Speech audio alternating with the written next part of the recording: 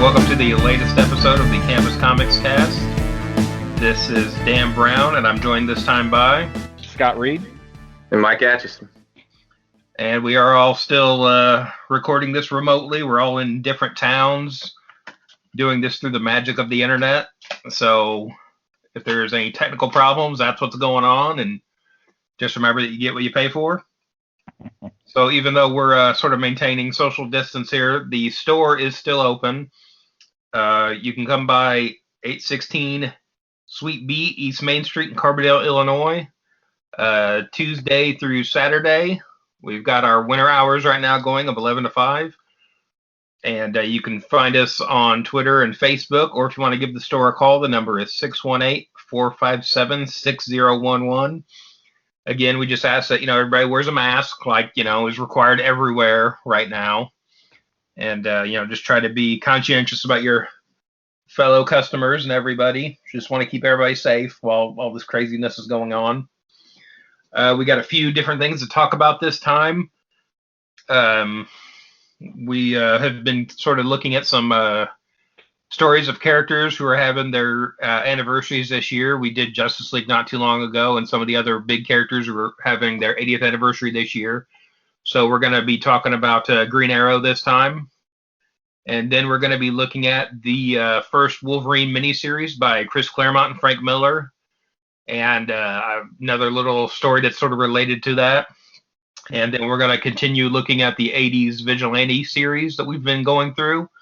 We've got the next installment of that to talk about here. So, Mike, do you want to start with Green Arrow? Like some little history on the character, that kind of thing? Oh, absolutely. Absolutely. This Green Arrow is one of my favorite characters. Of course, he didn't really get much of a personality until, his revamp or restyling in the late 60s, early 70s. But just as a quick bit of history, this character actually, I think we've seen the solicitation and previews that his 80th anniversary, there's a compilation of stories that's published actually in 2021. So it's, his 80th isn't actually until later on next year, but we thought the timing was good for us to bring this up. We want. That's right. Hey, this is our our hill and our beans, whatever some people say. So he was created by Mark Weisinger and designed by George Papp, and he first appeared in issue 73 of More Fun Comics, which was DC's inaugural ongoing comic book. And back in November of 1941 is when 73 came out. He gained some popularity in the 1940s and even graced the covers of More Fun for several issues, like 77 through 85 and 88 through 99, a couple more before he was replaced by more humor characters on the cover. I think the actual motif or the style of the comic went over to humor about that time as well. So Green Arrow and his trusty sidekick Speedy were founding members of the Seven Soldiers of Victory, also known as the Law's Legionnaires, and they appeared in leading comics issues 1 through 14 before it also became humor-based. They retroactively became members of the Wartime All-Star Squadron, published in the 1980s, the Roy Thomas creation. Now remember, this is the Golden Age version of the character, and he had a steady stream of stories after More Fun. He had these other stories that appeared in World's Finest and Venture Comics until the advent of the Silver Age. And his first Silver Age appearance is not entirely clear, but the largest consensus is that it was in Adventure Comics 250 and World's Finest Comics 95 in 1958. Now, the distinctions became clear with the inception of the multiple Earths, i.e., Earth 1 and Earth 2 in The Flash of Two Worlds in 1961, that Flash 123 story. So even then, though, his appearance was almost identical to what it was in the Golden Age. There wasn't much to distinguish the characters, kind of like Aquaman. And also like Aquaman, Green Arrow was one of the only characters to be continuously published throughout DC's history, along with the big four, Superman, Batman, Robin, and Wonder Woman. So for years, it was difficult to see the distinction between the Earth 1 and Earth 2 versions. But finally, Neil Adams revamped his appearance to include his signature goatee in the classic Brave and Bold number 85 in 1969. His first solo title was a 4-issue miniseries in 1983, written by Mike Barr and drawn by one of Campus Comics cast favorites, creators, Trevor Von Eden. And a more modern, hard-traveling hero version came with the Longbow Hunters in 1987. It was a prestige style miniseries written and drawn by Mike Grill, who is probably the creator most associated with Green Arrow. That led into a 10-year run from 1988 to 1998, with a big chunk of it written by Mike Grell. And Ollie was eventually killed off under the pen of Chuck Dixon in issue 101. Ollie sacrificed himself when he refused to evacuate an airplane containing a bomb rigged to explode. His son, Connor Hawke, took over until the end of the series in issue 137. And Connor Hawke even joined the JLA in his father's footsteps. And Ollie stayed dead until the much acclaimed Kevin Smith run starting in 2001. And that'll be the one I cover as far as a favorite story of Green Arrow. But the first up, we have Dan to talk about his story that he would like to discuss with us. Yeah, so I'd like to kind of do a deeper dive on these characters when we do these. I don't want to bring up obvious big stories with these characters. But again, that's digging pretty deep with Green Arrow, because there aren't a lot of great, top tier kind of stories. The Green Arrow really has a Dark Knight Returns, and if you do have a couple of stories like that, it doesn't go very deep. So I thought I'd look at the book that Mike brought up, More Fun Comics number 73 from 1941. So this is Green Arrow's first appearance. And, speaking of Aquaman, it's also his first appearance here, too, in the same issue. So you hear a lot about like Action Comics number 1, Detective 27, Amazing Fantasy 15, the first appearance of these big characters. But like I've never read, Green Arrow's first appearance before we, were talking about this. So I wanted to kind of go back and take a look at that one, kind of see how it started. And, as far as not developing a personality, there's not a lot here with Green Arrow in this first outing.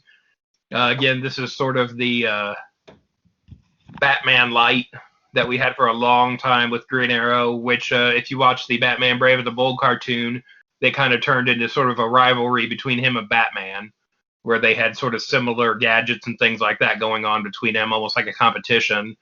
I think that's a real kind of fun way to play with it, as opposed to just saying he's a Batman ripoff.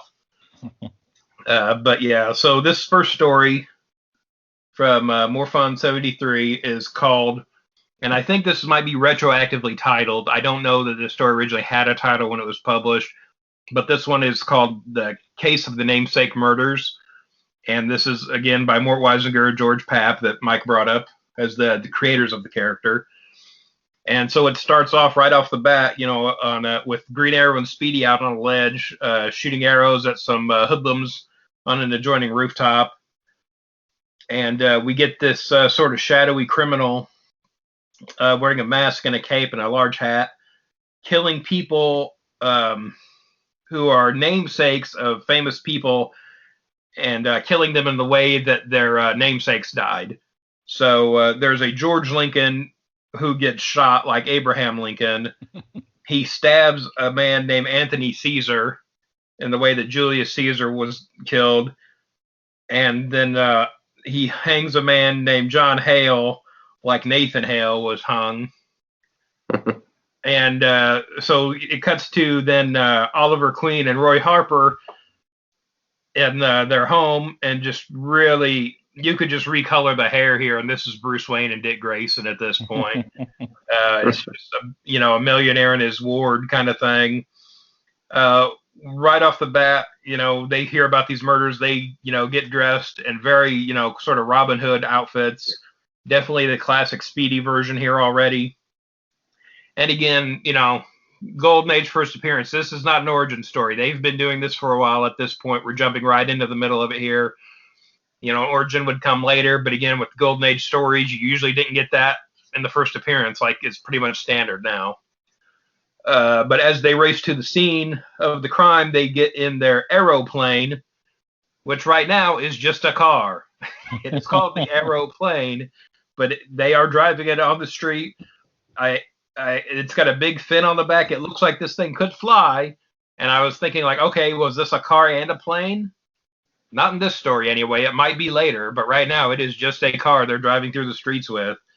I'm like, oh, well, if this is a car and a plane, that's one up on Batman right there. It'd be a really cool thing to kind of have in this first issue, but not so far. And then they're meeting. Green Arrow and Speedy go to meet with this group called the what's the name of it?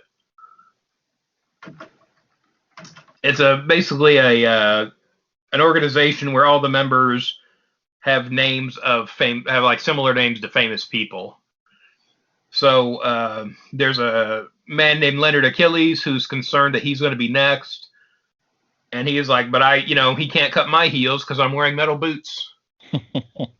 And Green Arrow tells him to take the boots off. He steps onto a rug that's apparently been electrified, and so is electrocuted through his metal boots that he's wearing. Golden Age, folks. That's what we're talking about. So he's killed. Green Arrow and Speedy, right off the bat, shoot trick arrows out the window that create a line to the next building they're able to sort of run across.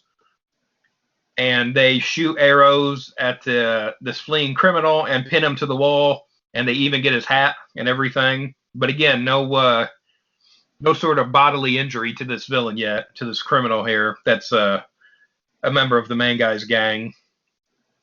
Green Arrow decides to disguise himself as the criminal they've caught to infiltrate the bad guy's organization. They pretty much recognize him immediately as not being the same guy. And it turns out that the criminal he's impersonating, named Muggsy, only had 4 fingers on his right hand. I don't know about you guys. I also only have 4 fingers on my right hand. But I believe they mean he was missing a finger in addition to his thumb. The funny thing is, the art doesn't clearly show that. So it almost plays into like, well, the reader doesn't notice it either. But again, when there is the shot of Muggsy when he's pinned to the wall by the arrows, and his right hand is sort of at an angle, so you can't really see how many fingers he has. But his left hand, and it might just be the way this is colored, but it looks like he has 5 fingers and a thumb. So I'm not sure what that's about. And again, just, the sort of rougher art you would get with printing standards back then, and then, modern coloring and things. There's no telling what that originally looked like necessarily. But then Speedy shows up and is captured. They tie them up and leave them in the room with a gas leak going to kill them.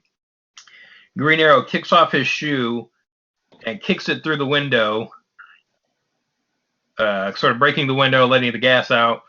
They don't really show how they get untied. They're just later on in the aeroplane in their outfits. Which, okay, I'll give them that. Yeah, okay, they just untied themselves. They figured it out. That's pretty standard, sort of superhero thing. But they don't really go into the detail of it. Then they go to another man's house. He's the next on sort of the hit list, and his name is Darcy. So they realize he's going to be burned at the stake like Joan of Arc or d'Arc. And they find him tied to one of his bedposts while his bedroom is on fire.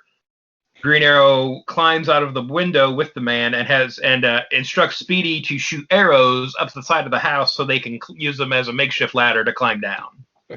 So again, we're already getting sort of elaborate situations for the arrows to be used, sort of justifying, this method of crime fighting. Then they find The next man that is the presumed target is Ezra Sampson, and Green Arrow tells Speedy that Sampson met his doom when a building collapsed. And they go find Ezra Sampson, who's tied up in a room with a bomb about to go off. And this bomb is straight up Looney Tunes Acme style cartoon bomb. Green Arrow shoots a water cooler that's next to the bomb, thereby dousing the fuse on the bomb. And Green Arrow is able to deduce from this that when they go to find the next victim, what was his name? Amos Socrates, that the villain is Sampson, because the bomb that he used was a fake, and that it was just a ploy so to make Green Arrow think that he was the victim and not the perpetrator. And he was walking on stilts, so he would appear to be taller than he really was. But the other thing that Green Arrow does is, as the mystery murderer here, not yet revealed to be Sampson, is fleeing, Green Arrow shoots him with an arrow in the leg, but it doesn't slow him down at all. It turns out Green Arrow shot the stilt he was standing on to make himself appear bigger. That's why the arrow in his leg didn't phase him. He's able to, escape and get to his car. Green Arrow and Speedy chase him in the aeroplane. Again, just still a car, not a plane. And Green Arrow uses an arrow to shoot out one of his tires, and so he crashes over an embankment and dies. I feel like that's avoidable.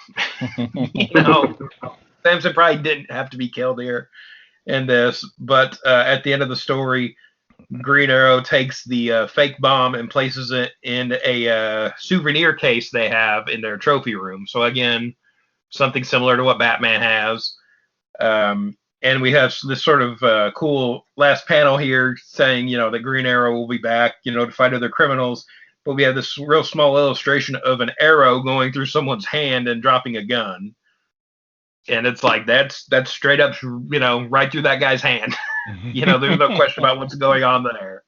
Like, he is, causing bodily harm with arrows on that.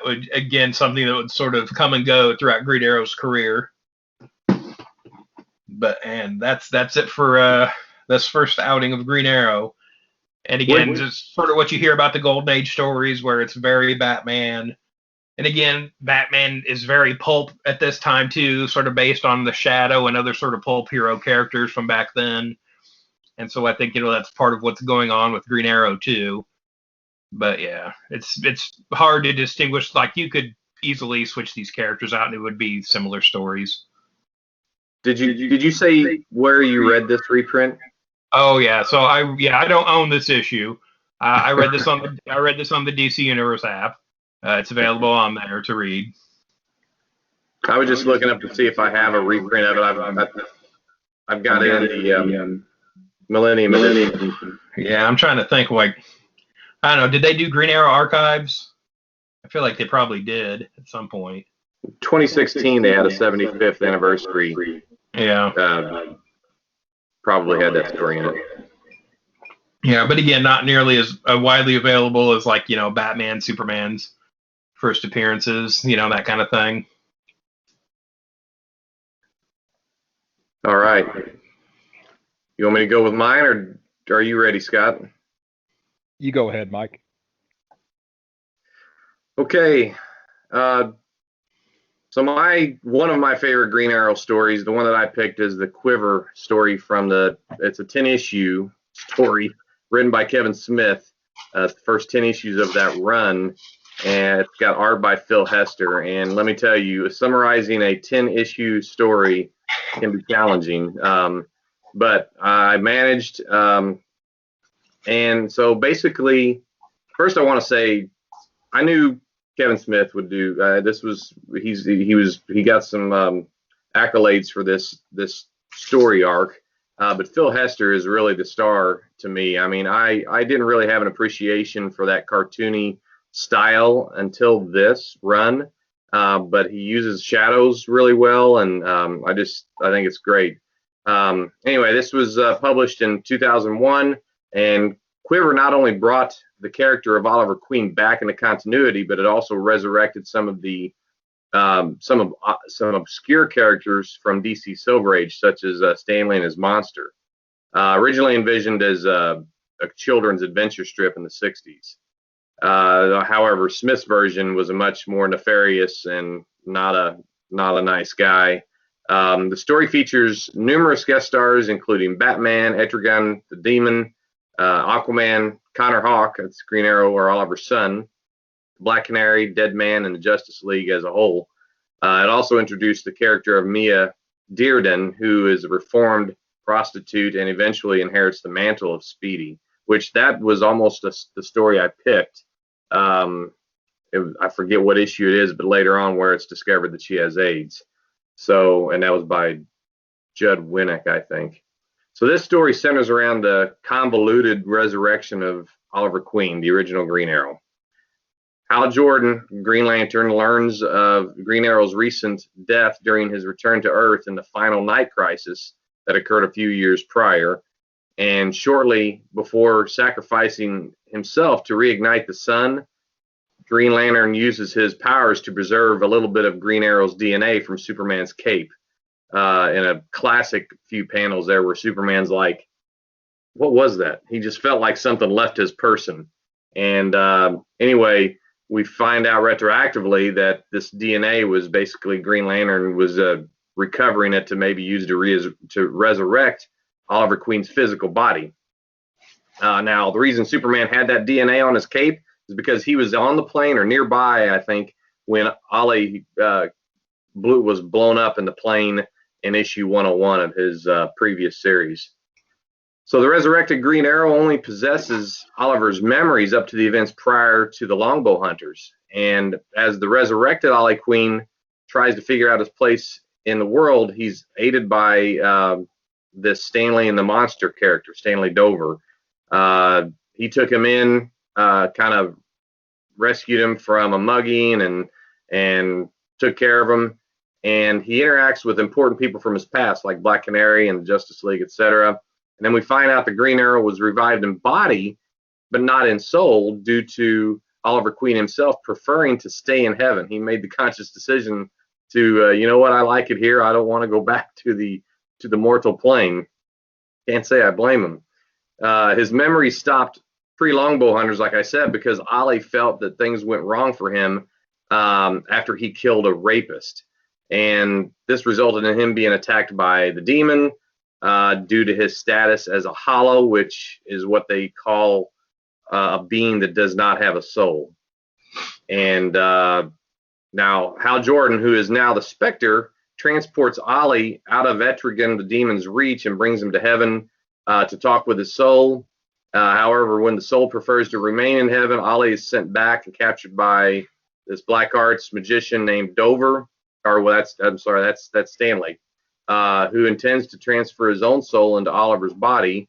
So because a spell only possible due to Oliver's lack of a soul, and then he plans on using the JLA Watchtower's monitoring system to track down a benevolent demon he summoned to grant himself immortality. So quite convoluted, but I mean, the experience of reading this was fantastic. So as Connor Hawke fights to save his dad, Ollie makes contact with his soul, while Stanley Dover attempts to do the ritual to take control of Ollie's body, and he convinces Ollie's soul to leave heaven and rejoin with his body to save their son. Now, with the two Green Arrows having fought off Dover's demons, they're saved by something called the Beast with No Name, which returned them to the Hell Dimension that they were summoned from. And the beast devours Dover, leaves Ollie and Connor in Dover's house, and it turns out that Dover had left everything to Oliver Queen, all of his earthly, riches and possessions, because he thought he would be living in Oliver's body.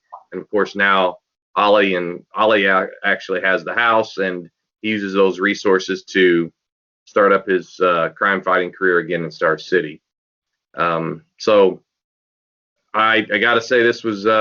I waited 6 years. This is the longest it's not the longest I waited for a resurrection of a hero that died, but I was looking forward to it more than any other resurrection.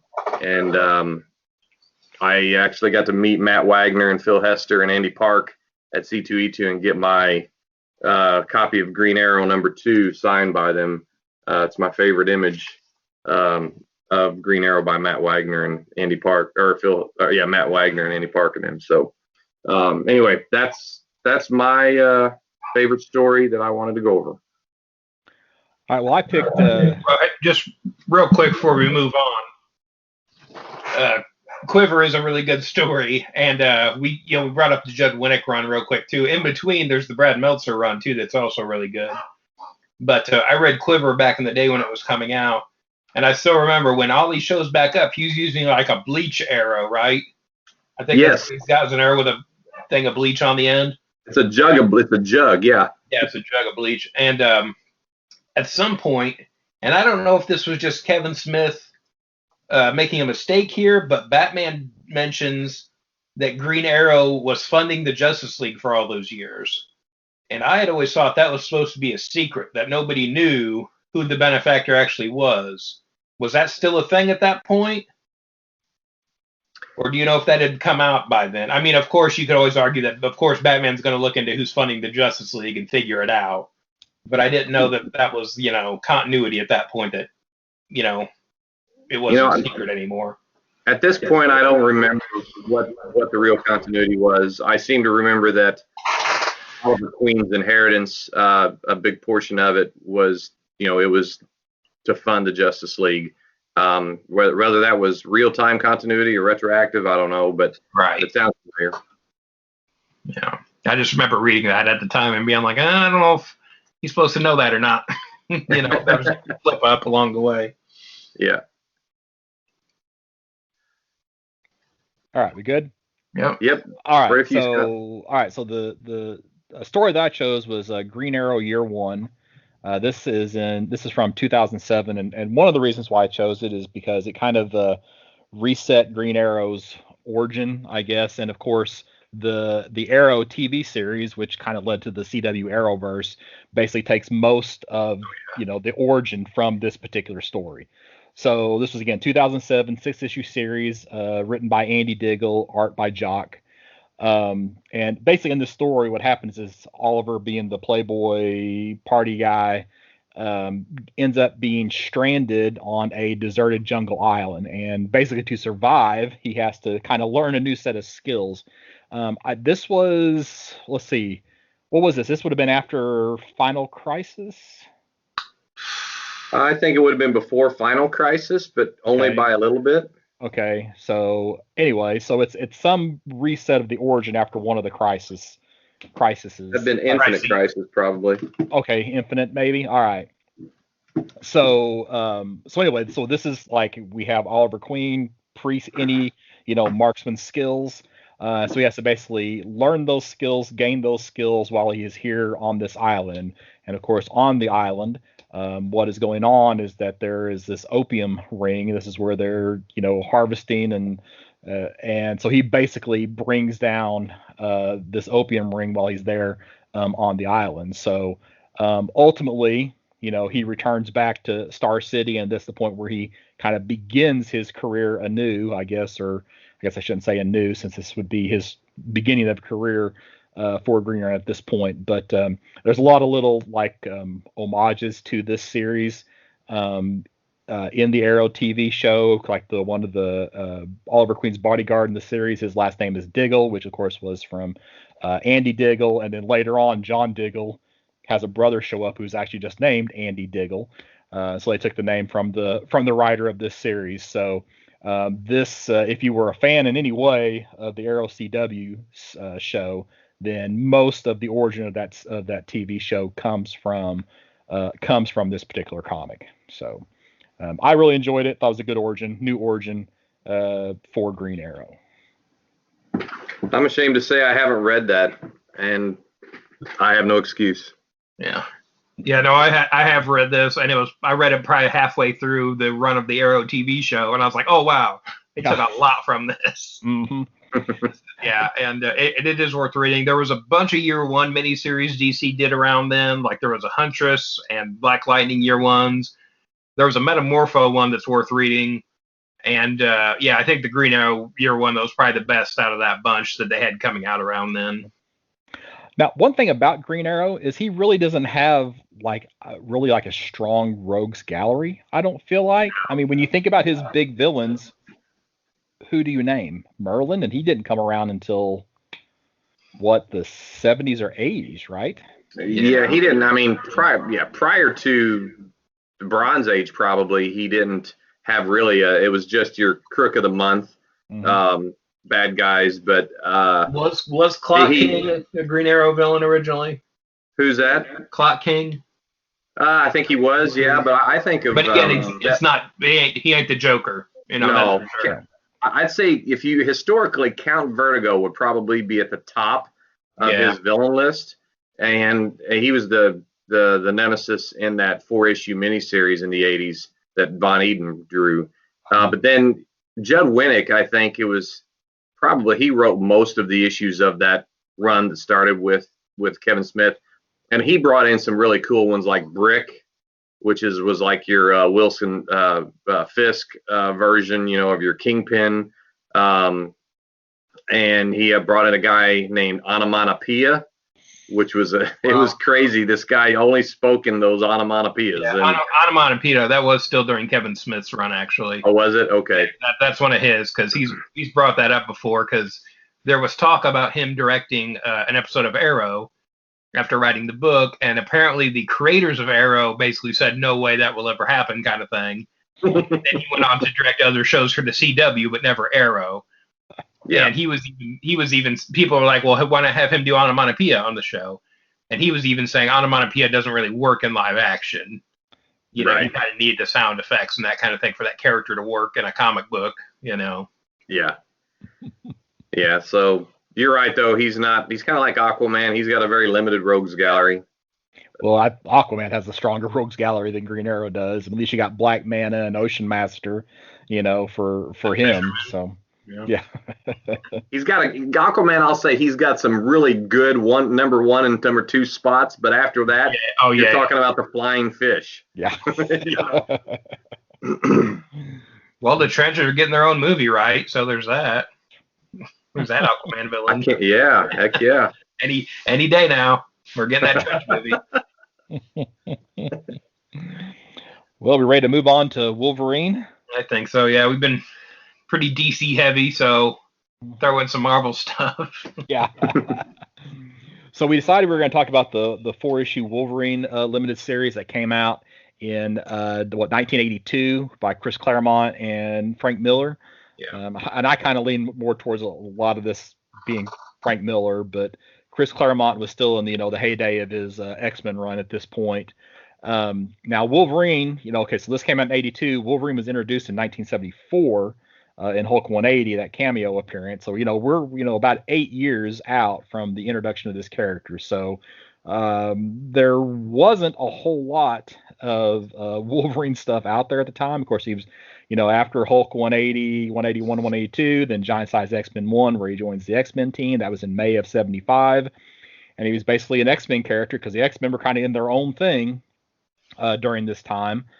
It gets us into an important issue to mention is X-Men issue 118, where he meets Mariko, which is a character that plays pretty heavy in this Wolverine limited series. So I guess, had you guys read this series before? I had not. Yeah, I had not read this. I remember this was a big one back when I started collecting back in the day. Like, we'd go to B. Dalton, and they had like a little section of graphic novels, and this was always one of them. And it was like a later Frank Miller cover, the more gnarly sort of version of Frank Miller than what we would get on this. Yeah, I think it was that same illustration as the new printings, but I remember it was more of like a white and gray kind of trimmed cover on it. Yeah. But that was one you would always see, just because, again, the X-Men were so popular back then in the early 90s is kind of what I'm talking about. So late 80s, early 90s. Well, this, in my opinion, this is the story that made Wolverine the character that he is, and gave him the popularity that he has even now. Comes out of this series. So yeah, I do like kind of going back and seeing this version though, where it's still the not real clearly defined character that we have now. Again, no one says Weapon X in this storyline. You know, this Right. is before all that stuff. We're still getting sort of a Clint Eastwood sort of style Wolverine, you know, which I feel like we got early on back in the day with Byrne and everything. And again, I think it also leads to maybe a little bit of awkwardness with sort of continuity of the character now, just because he seems like, you know, he's not the super popular invincible character we have today sort of thing. You know, he is kind of questioning some of the things that happen in this, you know, as far as his mortality and stuff like that. We're not to the point of him growing back from a drop of blood. You know, kind of thing here. Yeah. But again, it's interesting to see that. And again, I'm always a sucker for the brown suit. Yep. One of the things is that he at this point is still that kind of, you know, berserker killer. Yeah. And as much as a berserker killer can be with the comics code, you know, you don't normally see him running people through or chopping off heads or anything like that. So it's really more his I don't know, his meanness, I guess, is more discussed than actually shown. Yeah. And there's a lot of discussion in this book. Man, this is Claremont writing it up. I don't know if he got paid by the word back then or what, but yeah, I've never been a huge fan of Claremont. This is wordy. Yeah, it's not as wordy as I expected though. I mean, I've read a couple of, you know, I haven't read a ton of X-Men, but this, I think at least Claremont was trying to use Logan's voice, with Logan being sort of a, you know, a direct, you know, not a long-winded person, but still a lot of narration. It's narrated by Wolverine, and either way, I thought I really liked it. It kind of gives you a background that we didn't have any. We knew he had a mysterious past, but this fleshed it out quite a bit. And I did read that Claremont and Miller came up with the basic idea of the story when they shared a cab at San Diego Comic-Con. So I thought that was interesting. Actually, I think it was a car ride back from San Diego Comic-Con. They wrote together. There's a letter. There's a letter from Claremont in the beginning of most of these trades where he talks about the San Diego Comic Convention had just ended, and Frank Miller and I were driving north up I-5, and in desperation, as people will do on the road with miles and hours yet to go, when they verge on the terminally bored with little substance of relief in sight, we resorted to conversation. So, yeah. So basically, that's kind of where this. I guess they carpooled to San Diego together. So. Well, reading this, I first of all, you know, that even though I hadn't read it, I knew that cover for issue 1. It's like the most iconic Wolverine image that I could think of, you know, historically. Oh, yeah. But you know, this seemed like Frank Miller's story to tell. I mean, it seemed like he told so much, not necessarily because of the story wasn't told so well because of Claremont's long-windedness, but despite of it, I think Frank Miller could have told this story just with a lot of his images. So I do have a question. Did Logan end up marrying this Mariko later in X-Men? No. Nope. So in issue 172 and 173 is whenever the marriage was supposed to take place, and those issues were from August of 1983. So about a year after the first issue of the series went to print. And what happened is Mariko gets we don't know at the time, but during those 2 issues, she calls off the wedding. And we learn later that it was a villain named Mastermind who was mind controlling her to actually cause her to call off the wedding. And then to put a tragic ending on the story, which is going to be jumping past a story that Dan wants to talk about, but Mariko actually dies in the full Wolverine ongoing series in issue 57. She gets poisoned, and in fact, she's suffering so much that she asks Wolverine to actually finish her off, and he does. So Wolverine actually technically kills her in issue 57. Now, of course, like every other Marvel character, she gets better eventually. But for a while there, she was dead and had died at Wolverine's hands. Wow. That is. That's Judd Nelson harsh right there. Yeah, so going back to the miniseries, it's like this is still early Frank Miller. It's not Daredevil, but it's not Dark Knight Returns yet. There's definitely some sort of Frank Miller sort of trademarks coming to the forefront here. You starting to see develop over the course of this. And again, we've got Joseph Rubinstein as the inker here, and he's a good inker. I like a lot of his work. But just knowing that like Dark Knight Returns is coming up, it's just like I'm just always going to wonder what what this would have looked like with Klaus Janson inking it, on here. Yeah. And again, that's you can't really fault the book for my hypothetical wish here. I'm not saying that's a slight to the book, but it's like we're so close. It's like you kind of wonder what that would be. I do like the sort of setting in Japan though too. Again, it makes it more of a global story with Wolverine. With so many superheroes set in New York or just other big American cities, you don't get a lot of that sort of global atmosphere like you do in this one, especially for the time. Right. But yeah, I think that just really adds to the character a lot. And again, the movie The Wolverine that came out a while back, takes a lot from this too. But not enough. Yeah, for sure. And it's not like it's a direct adaptation or something, but you would definitely tell they read this before they made that movie. I'm assuming this trade has never gone out of print, has it? I have 2 or 3 copies of it that I have just picked up in collections, so I think it's one of those evergreens. Yeah, probably. The trade, this one that I have in my hand, has the issue 172 and 173 printed in there with it as well, which was the marriage. Cool. The introduction from Claremont at the beginning, does it have the year on it when he wrote the intro? Yes. 1987. Yeah, so that would have been the first probably collection of that then. So it's probably been ever since, or at least been offered several times since then. Right.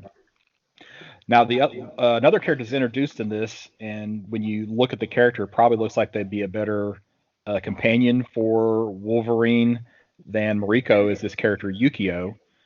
And she's just another Asian female warrior, and she's a little bit more free-spirited, I guess, than Mariko is. So you kind of go back and forth, like, is she a good guy? Is she a bad guy? Does she like Wolverine? Does she hate Wolverine? But her, like, she's kind of like a free-spirited individual, and in that X-Men 172 and 173, those are also the issues where Storm dramatically changes her look and goes with the Mohawk look, and it's actually Yukio that inspires that look. Oh, yeah. I liked her as a character. Yeah, that was probably my favorite, secondary character in the story. Oh, I want to point out too, with this version of Wolverine, this is straight out flat claws. These things are knives. There are no room for bones in these claws that he has in this. I don't care what they retconned later. These are flat blades that he has stuck in his hands. Yeah, and sometimes they're drawn like vertical flat, and sometimes they're drawn horizontally flat. Yeah, but they are not big enough to hold bones in them, for sure. Mm-hmm. But I don't know how much we even need to talk about the actual story, but it is nice to see where Wolverine kind of gets his code from, and I think this went a long way again to establishing him as the character that he is. So, yeah, it's definitely an important part of the puzzle there with Wolverine. Did you want to go ahead and talk about that Hunter? Yeah. So this is a story I read years ago when I was growing up, called The Hunter, and so I didn't realize how obscure this was till we got to talking about this. So I read this in a book called Marvel: 5 Fabulous Decades of the World's Greatest Comics from '91 by Les Daniels. And he wrote like a DC version of this later. It's basically just a big coffee table book about the history of Marvel. And at the end, there's a couple stories printed, like there's This Man, This Monster from the Fantastic Four. And there's this story with Wolverine called The Hunter. Now, originally, this story was from a book called The Best of Marvel Comics, Volume 1. from 1987, which was a hardcover collection that was exclusive to Sears department stores. So if you wanted to get this, you had to go to Sears. Wow. And so then they reprinted it in this Marvel book, and then later on, when the Wolverine movie came out, there was a trade called First Cuts, and apparently it's in that too. So as far as I can tell, that's the only 3 times the story has been published. I looked around. I can't find it on Marvel Unlimited anywhere. It might be there. If you see it, let me know. But this is just sort of a short 6-page story by Chris Claremont, but this time drawn by Marshall Rogers, where Wolverine is back in Japan. And I really feel like it does act as a companion piece to the Wolverine miniseries. I'm kind of surprised it's not just thrown in the collection as like a bonus story. But it is Wolverine sort of attacking this castle, fighting a bunch of mandroids to get to this bad guy. And then as Wolverine's about to kill him, he's saying the final victory is mine. Mariko was in one of those mandroids you slashed up and you've killed her. Then she appears and says, no, I'm alive. Wolverine knew immediately where she was because he could smell her, and just sort of disabled the armor she was in without killing her, just enough to free her. And Wolverine sort of pins the guy against the wall, and he unsheathes his 2 outer claws on the sides of his neck, and is about to pop the 3rd claw, but tells him to leave and don't ever, try to attack Mariko again, or he'll come back to finish what he started. And again, raising his hand with just the 2 claws, leaving the 3rd one holstered, I guess, in his hand, if you will, implying that, of course, he would cut his throat with the 3rd one. But this is really just sort of everything you need to know about Wolverine's story. And I think that was even sort of the edict that Claremont was given with it. The 6 pages are like, sort of backstory and sort of an explanation of Wolverine's abilities and that kind of thing. And unfortunately, he doesn't say, I'm the best there is at what I do. No. That was another thing, too, in the miniseries. I think he calls somebody Buddy, and I'm like, oh, that would be Bub today. There would be no Buddy coming out of Wolverine's mouth. Yeah. But again, just one of those things that hadn't been really established yet at that point. But yeah, and again, it's just a quick, short story, just sort of a primer on Wolverine. I was like 11 when this came out. I really liked this story. I thought it was a cool thing, but yeah. I'm glad you told me that this was meant to be a story where they explain the history and how his powers work, because when I read that, I thought, it seems like every Wolverine story I've read, there's an explanation of how his skeleton's laced with adamantium and his bones can't be broken and all that stuff.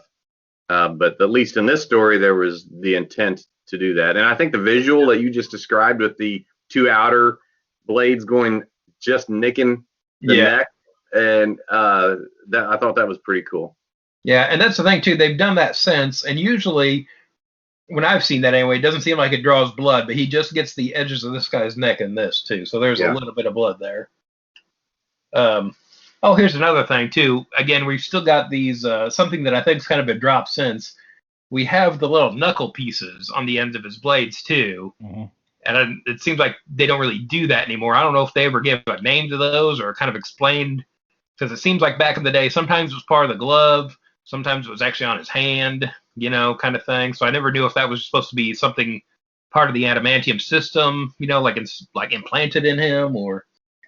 Well, even in this series, whenever he has no gloves on, those aren't there. Okay. So it is part of the gloves. Yeah. I feel like they've gone back and forth on that, though, over the years, but I think they're just gone now, it seems like. I don't remember seeing them ever on his hand. Okay. But I'm not read every single Wolverine appearance either, so. And I don't think it's ever been consistent, though, either, when they've done that. But, yeah. But again, Marshall Rogers, again, I wouldn't say this is his best work, by any means. But again, how often did he draw Wolverine? And again, it is a story for a Sears collection, probably meant to introduce people or kids to Wolverine. So kind of giving you up to speed on that character. And again, Right. 87, there weren't a ton of, there's not the Wolverine saturation that we have now, back then, especially for a book that your grandma got you at Sears for Christmas or something, it's probably what that was. Yeah, and this is back when Claremont was still, and I think most Marvel writers were, anytime a character, first time you see him on a page, there's like almost like this obligation to give you a little bit of their backstory, because there's a decent chance that that's maybe the first time you've ever seen this character. Right. So there's a lot of, I mean, in every single issue of the limited series, I mean, he talks about his adamantium skeleton, he talks about his claws, he talks about his regeneration, and that's because, it wasn't like there were, thousands and thousands of comic shops where you knew you could get these issues. Right. So yeah, every book is somebody's first. Mm-hmm. And which is something that we just don't do anymore. Comics don't do anymore, really. So. And we do have a Stanley Presents at the beginning of the story too, which they had all the time back then. Before like every Marvel story. So yeah, just sort of a fun story that you don't really hear about. And again, I just kind of took it for granted because I read it when I was so young. I figure everybody had, sort of thing. But yeah, well, I'm glad you shared it with us. I know it's not Marshall Rogers' best work, but even his subpar work is still pretty darn good. I do like this. I mean, it's not Batman, but it's still a good, story. Yeah. And again, it's only been published in like those collections and things, but it's pretty readily available on the internet right now. If you just kind of search for Wolverine the Hunter, there's a bunch of blogs talking about it and different things. It's easy enough to find all 6 pages and read it. So it is definitely out there. And again, if somebody sees it on Marvel Unlimited, let me know. I just couldn't find it anywhere on there. And it may not be on there. I'm not sure. So overall, you guys like the limited series? Yeah. Yeah, I thought it was good. Again, I'm not a huge Claremont guy, but it's kind of fun reading a story where, Wolverine isn't as clearly defined as he is now. There's still some play in there with the characterization and all that, and getting some backstory on this mysterious character. Back when he was still mysterious.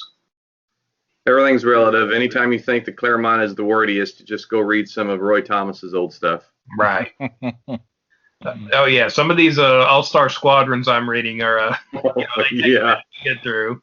Because Roy in his stories in All-Star Squadron, he's got so many different characters, and they have such, they got a 30 or 40 year past that he wants to relate to you. Right. Did Roy Thomas write the Squadron Supreme miniseries? Was that him for Marvel? I think he did, didn't he? Didn't he come up with those characters? Yeah, those analogs? Oh, he might have, yeah. The 80s miniseries, though. Yeah, the 12-issue series. I'm trying to remember who actually wrote that 12-issue series. I've got it someplace. Oh no, it was written by Mark Grunwald. Okay. You want to read something wordy. I was thinking Grunwald, but then I'm like, well, was he just the editor on that or something? Yeah. If you want to read something wordy, that is the wordiest series I have ever read in my entire life. Oh my goodness. The Squadron Supreme collection, that's also the book that Grunwald had his ashes put in, wasn't it? Might have been. I think it was. Oh, Roy Thomas didn't write that series, but he was the creator of those characters. Yeah, back in. Right, that's what I was thinking of. Yeah. So yeah, if you've got the first print of this Squadron Supreme trade, you got a little bit of Mark Grunwald on your shelf there. Wow. So you can give him that book to Hal Jordan, and then he can reconstitute. He can use that DNA to bring him back. But but Mark's got to agree to come back from heaven. That's right. You see it. It all comes around. Only in comics. Yeah, it's all related. Well, speaking of wordy comics, do we want to get into the Vigilante? Let's get into it. I don't think things were that bad. It seems to be getting worse. It didn't seem to like it started that way, but there for a while. And again, these issues we're going to talk about near here seem to have lightened up a little bit. But I feel like Vigilante was getting pretty wordy there for a minute too. To me, it was less wordiness and more repetitiveness of the same themes going back and forth. Yeah. I'm like, okay, we've been down this. We know that Chase doesn't want Winston, blah, blah, blah. So I don't want to get ahead of the story, but I'll let you Okay. So yeah, we're gonna keep looking at the '80s Vigilante run here from DC. We're gonna start this time with issue 28. So we're getting up there. So this issue is called Rebirth, and it's by Paul Cooperberg and Todd Smith with Rick Magyar on inks. So it starts out with Adrian Chase, again, now judge, former vigilante, talking to Lieutenant Stein, who is sort of head of the vigilante task force right now, is trying to figure out what happened out in upstate New York. The task force is disbanded at this point. Oh, that's right.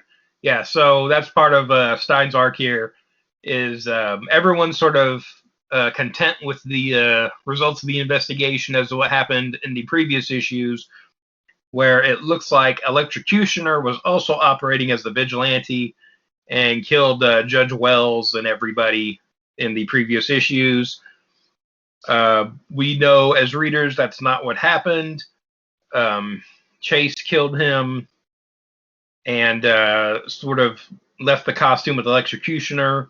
He took Wells' body back to the city with him and made sort of a cover story for what has happened. But Stein says things don't add up, like the wounds on Wells and sort of the bullet holes in the vigilante costume and that sort of thing. So we've got Chase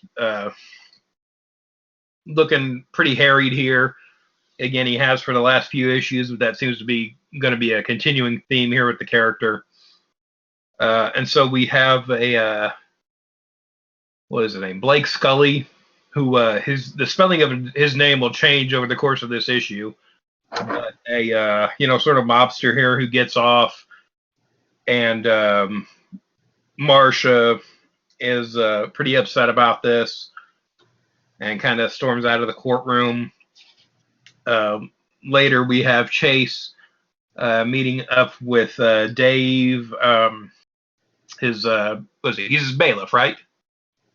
Yeah. Dave's the bailiff for Chase now. And we see Marcia talking to her therapist again, kind of going into more detail about, her boyfriend who was vigilante without saying who it was. And again, that's not going to last for too much longer here.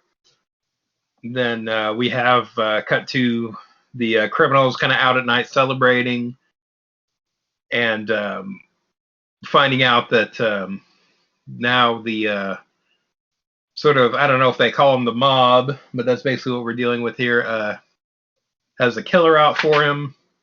And we start to see this shadowy figure here listening in on them. And we find out that, they've got a killer out after Scully. And it kind of goes back and forth with Stein and some of our other kind of subplots going on here. And as the story progresses, we start seeing, again, this sort of shadowy figure that, is the vigilante, is a new vigilante here as far as we know.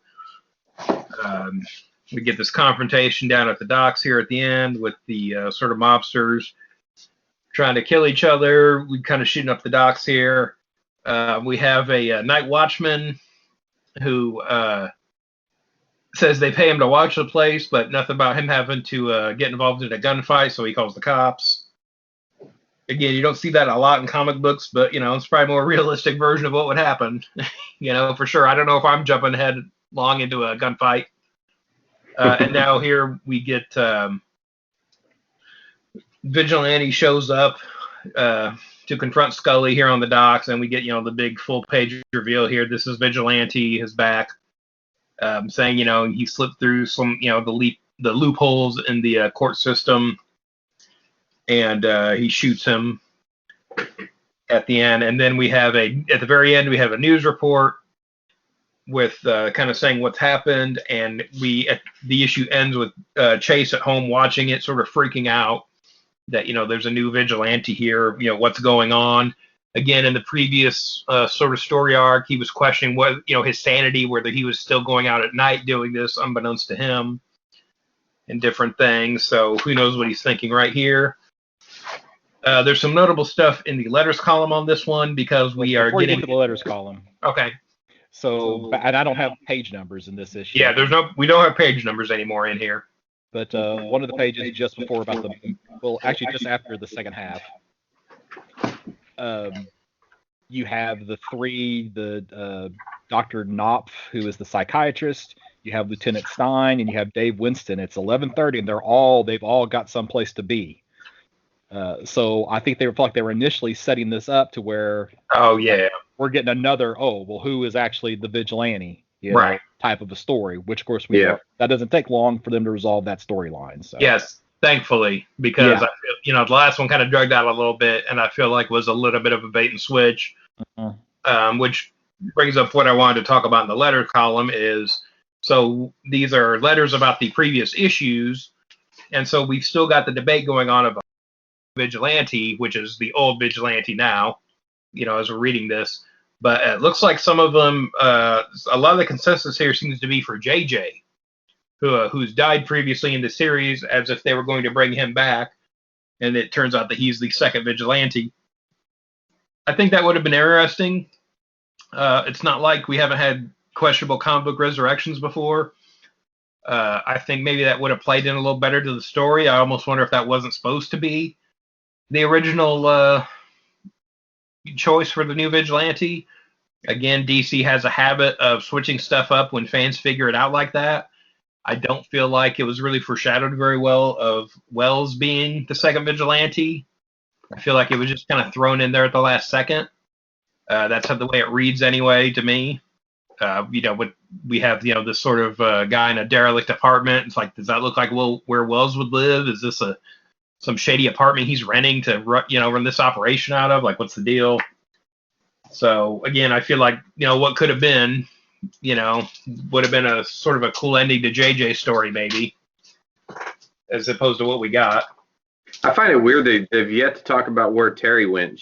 I don't know if she'll ever make an appearance back, but they were like, the trio. Yeah, and I'm wondering if maybe he was supposed to come back, maybe just got lost in the shuffle of writers here. We've been going back and forth here for a while now in this book. So. Well, Terry moved back to California. Yeah. Yeah.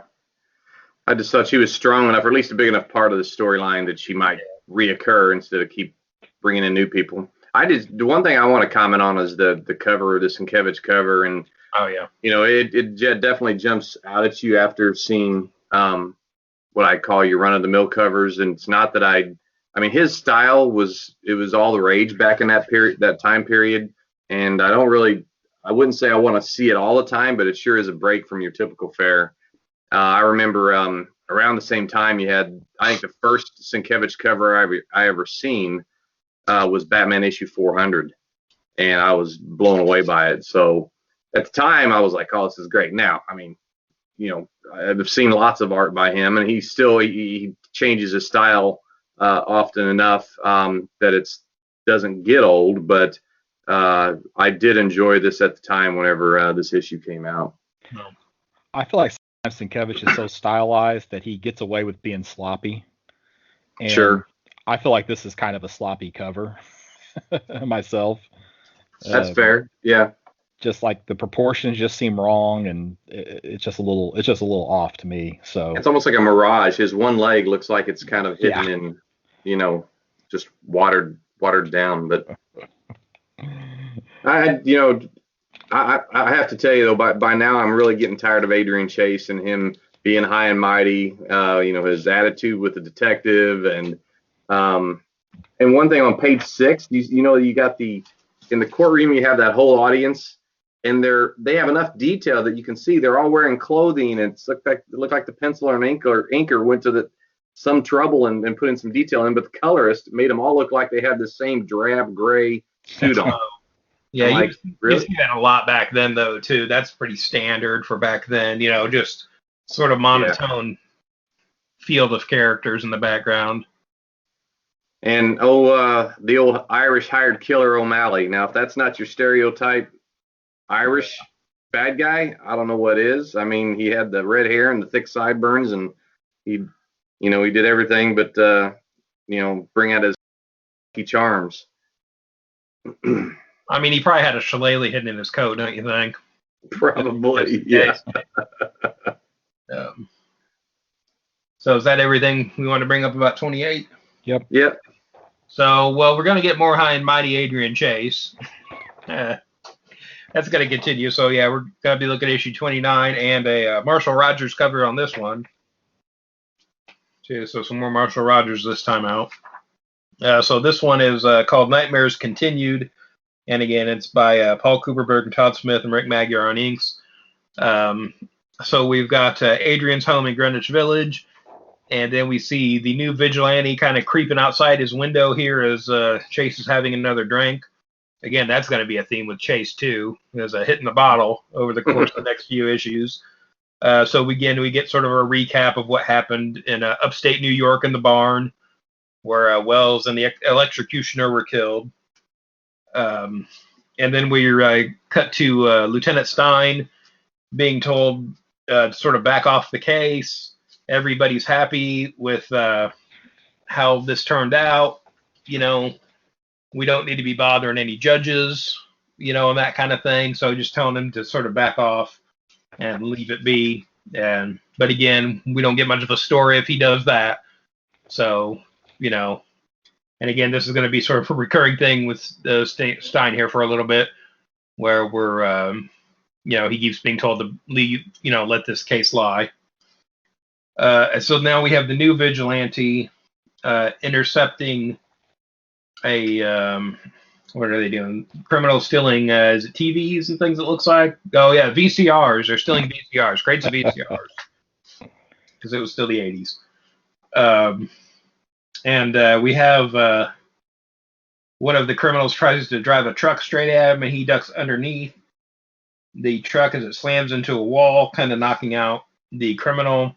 This new vigilante, though, pulls him from the truck before it explodes for whatever reason. Again, we sort of got movie logic here with the vehicles. But, you know, he actually kind of saves his life here. Again, something the previous two vigilantes may not have done. Then we get this sort of quick interlude with the shadowy mafia boss, because that seems to be kind of standard here. And again, we were talking about Green Arrow earlier not having a great rogues gallery. It doesn't seem like Vigilante's got a much better one at this point. I feel like we had some pretty colorful villains early on, and those have kind of gone by the wayside here. And then we have Adrian running into Marcia, and you know, she's kind of asking him like, "Hey, what happened with Wells and all that?" And he kind of freaks out on her, sort of chipping away at their relationship. Then it cuts back to Chase's home in Greenwich Village, where Lieutenant Stein is breaking into his house to look for evidence. And he even says, you know, this won't be admissible, but, you know, if he finds something, it'll point him in the right direction. So definitely on the up and up here. Mike, you have any comments about that as far as criminal justice proceedings? Yeah, no, I think I could go on too long on it, so no. Yeah. Then we have Adrian back in court talking to his bailiff, Dave, about kind of everything that's going on. And, you know, Dave just kind of going on about how much he admires Adrian. He really kind of looks up to him. And we have a shooting in the courthouse where Dave runs after the shooter, but he gets away. And then we've got some more... we've got some couple pages here of some different mob bosses being killed in various ways. And we have the vigilante confronting, what was his name? Man, so many mobsters in this book. There is. Haig. Yeah, he confronts Haig. Yeah, he's the one that shot the person in the courthouse. Yeah, and he kind of tells Vigilante to beat it. He's like, "You're not going to kill me," and he goes back to eating. And Vigilante actually backs off. Again, something that'll come back to bite him later in the book. But we had at the end of the story, we're back to Greenwich Village, and Vigilante comes through Adrian Chase's window, telling him he sort of, you know, believes in his mission and all this, and he unmasks to reveal that he is Dave, Adrian's bailiff. And telling him they have a lot to talk about. And that's the end of this issue. Do you guys have any thoughts on this, or? Well, the one thing that I remember from earlier is that didn't Dave Winston have some physical issues that prevented him from being a cop? It was Yes. something like that. Yes, it was. He couldn't. It was. I think even he couldn't even join the army. Yeah. And his family all were cops, and that was those.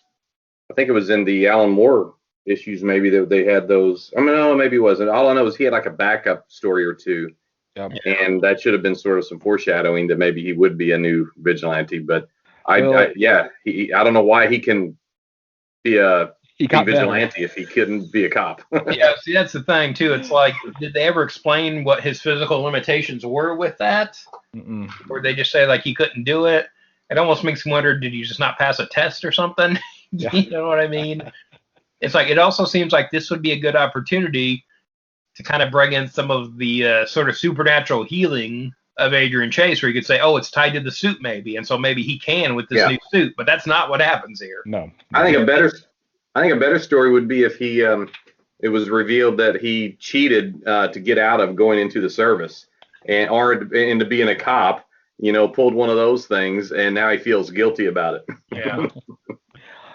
And then one other thing, back when Stein is breaking into Chase's home, Chase has left and still has his vigilante goggles sitting on his stand in his living room, and he doesn't see it. Well, here's the thing: was that already there, or did Dave leave those? I think Dave left them for him, but I don't. You're right. It could have been. It wasn't really clearing the panel, but it's there when Stein goes in. Okay. Yeah, because they show him climbing out the window, and you can see the nightstand, and then you see there's something on the nightstand, and then there's the goggles with the message tonight. Yeah. So, I mean, it's there when Stein is in the house. So. Well, it's obvious that Adrian Chase is coming unraveled pretty quickly now. Well, but I will give him I'll give him some credit. He's a fan of the Dire Straits. If you look at that tape that's sitting on page 1, that's sitting in front of the tape player, you can tell it's the Dire Straits. Real quick, back to the visor thing in the house. Okay, so while Stein is in the basement, he starts hearing someone kind of banging around inside the house. Oh, that's right. And then he jumps out the window real quick. I'm saying that is Dave. He's broken into the house while Stein is in there also, but they don't see each other. And I say I'm positing that he leaves the goggles on the end table there with the note on it. Okay. I don't think that was there when Stein came in. I don't think Stein walked by and didn't see it. Okay. I think that happened while he was there. You are correct. Again, I'm not really going to get too into justifying what happened there, but that's my takeaway. I forgot about the thud sound. Yeah. Down in the basement. So, yep. No, you're right. Chase still isn't there, so it's like, who else would it be? Mm-hmm. I'd say it's Dave leaving with goggles. Yeah, and then in the letter column, we've got a list here of this was a letter from the Joe Devon from Flushing, New York, says, I understand the vigilante heals quickly, but after... And lists probably, this guy looks like he went through page by page and listed all the injuries that Chase got, such as getting shot 11 times, getting knifed in the heart, getting an electric shock, getting shot by a laser, thrown from a helicopter without a parachute, getting slapped in the face, getting kicked in the arm, getting choked by nunchucks. How come he has only spent 16 panels recuperating and 13 of them in one issue? So again, this plays into the origin story, but the editorial response is vitamins. So take your vitamins, kids. Apparently, it helped a lot. And we do get a TM Maple letter in this issue too. I think that's it for issue 29. You got anything else, Scott? Nope. Your issue 30. Go. All right, jump on issue Vigilante number 30 by Kupperberg, Todd Smith, with an assist by Tony DeZuniga. I never know how to pronounce that. DeZuniga. I really like him as an artist, though. I remember seeing him in a lot of horror comics. He did Jonah Hex for a long time too, didn't he? And Jonah Hex, yeah.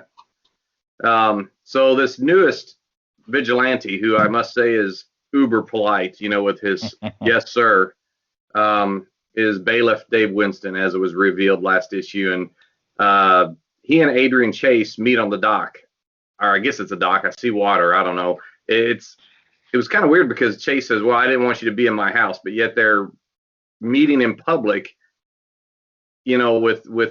with his mask, with Winston having the mask off but the uniform on, and it was just kind of weird. But Chase is obviously not happy with him taking up the mantle of Vigilante. Winston tries to convince Chase that the Vigilante idea is still valid and somebody needs to do it.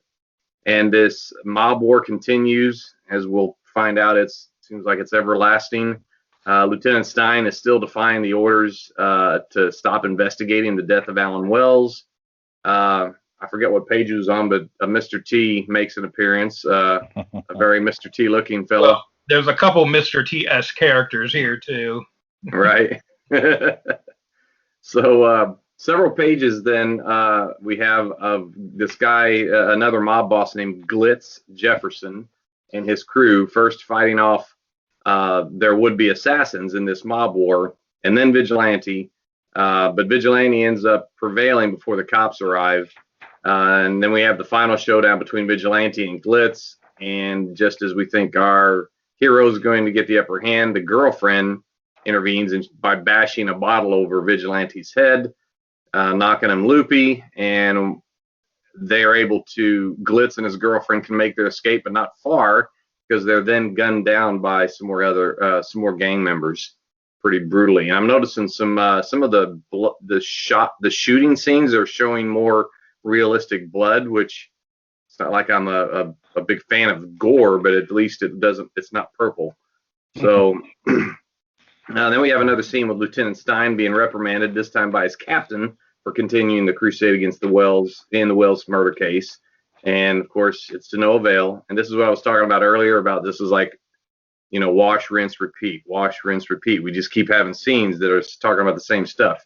Then we have another argumentative exchange between Chase and Winston about the latter taking over as Vigilante. And this is also when you can tell that Tony DeZugna takes over on pencils. And to me, it's a visible improvement over Todd Smith. I don't have a problem with Todd Smith, and his style is consistent with Chuck Patton, who's a rotating artist also, which I kind of like Chuck Patton. But when I seen Tony's work, I was like, oh yeah, I like that. And then this conversation ends with Winston making the point that Chase is a hypocrite for criticizing him when Chase covered up Wells' murder. That was kind of stinging to Chase, but what can you say? He's right. The rest of the story just meanders through scenes of Marcia King's therapist playing detective and thinking he knows who Vigilante is. The mob boss behind the gang wars, which I forget his name. I don't know if that's Haig or whoever, but the Winston and Vigilante taking on the late Glitz Jefferson's gang ending with a reunion with the big galoot who he faced off with earlier in the story, and that's that I think his name's Paws, Paws. So that wraps up that issue. You guys have any thoughts? You talked about the color getting a little bit better. Well, we'll talk about how the color gets worse when in that issue 33. But I don't think they haven't revealed who the mastermind is behind all of this yet. So he's still the shadowy figure. So we don't know, and I don't think we actually find out through any of these issues. Right. I guess I was mixing up Haig as being one of the main characters, but it's not. Yeah. Yeah. Haig was just a gunman, and he gets his comeuppance in a future issue. So. Yeah, I'm glad they didn't drag out the reveal of Dave like they did with Wells last time. I think it's interesting to kind of see his relationship with Adrian kind of going back and forth here. It kind of makes sense, this guy taking on this role, but again, it is the thing of like, well, if he wasn't fit for service, how is he fit to do this? Kind of thing. Yeah. Maybe they did the fast reveal so that editorial couldn't change it on him. Yeah, it could be. Definitely a smart move on their part if that's the case. Just again, sort of a extra thing here is, I think that starts this issue. So on the inside, on the actual physical copy of the book, on the inside back cover, we have a black and white version of the next issue's cover, sort of an ad for the next issue, and I thought that's just kind of a cool kind of graphic, and there's kind of a neat way of doing that. Yeah, it was actually, and that's in the digital as well. Yeah, that's cool.